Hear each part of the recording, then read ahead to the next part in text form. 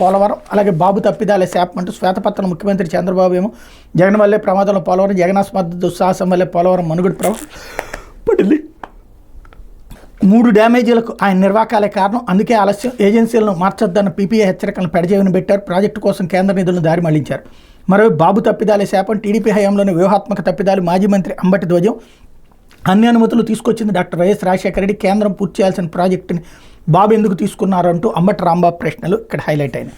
కాకపోతే sir fee డబ్బు ఇవ్వరు అంటూ విద్యా వసతి దీవెనలకు మంగళం, షెడ్యూల్ ప్రకారం జూన్లో ఇవ్వాల్సి ఉన్న ఊసెత్తని ప్రభుత్వం, విద్యా దీవెన కింద సుమారు 708 కోట్లు, ఫీజులు చెల్లించుకుంటే సర్టిఫికెట్లు ఇవ్వమంటున్న కాలేజీలు, దాదాపు 9.44 లక్షల మందికి చెల్లించాల్సిన నిధులపై స్పందన కరువు, సుమారు 9.55 లక్షల మందికి 600 కోట్ల వసతి దీవెనపైన అదే తీరు, తీవ్ర ఆందోళన విద్యార్థులు తల్లిదండ్రులు అన్నటువంటి వార్తని హైలైట్ చేశారు. పార్లమెంట్లో నీట్ రగడ, అంగీకరించిన లోక్సభ స్పీకర్, రాజ్యసభ చైర్మన్, నిరసనలు నినాదాలతో హోరెత్తించిన ప్రతిపక్ష సభ్యులు, ఉభయ సభలు పలుమార్లు వాయిదా, రాజ్యసభలో వెల్లో ఖర్గే రావడంపై ధన్కట్ ఆగ్రహం, పార్లమెంట్కి అదొక మచ్చ అనే ఆక్షేపణ అన్నటువంటి వార్తని హైలైట్ చేశారు.